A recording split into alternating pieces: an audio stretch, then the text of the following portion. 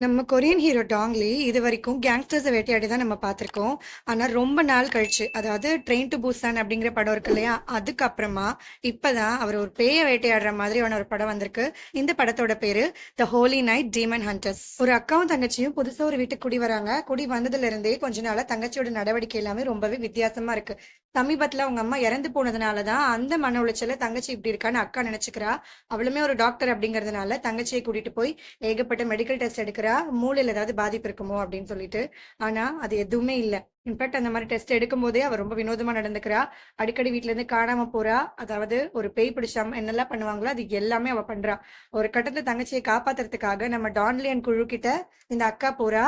கடைசியில எப்படி அவங்களோட ஹெல்ப்போட இந்த பொண்ணை அவங்க காப்பாத்துனாங்க, இதுக்கு பின்னாடி என்ன மர்மம் இருக்கு அப்படிங்கறத கண்டுபிடிக்கிறதா இந்த படத்தோட கதை. இந்த படத்தோட டீடைல் எக்ஸ்பிளனேஷன் நம்ம சேனல்ல அப்லோட் பண்ணிருக்கேன். லிங்க் டிஸ்கிரிப்ஷன்ல கொடுத்துருக்கேன்.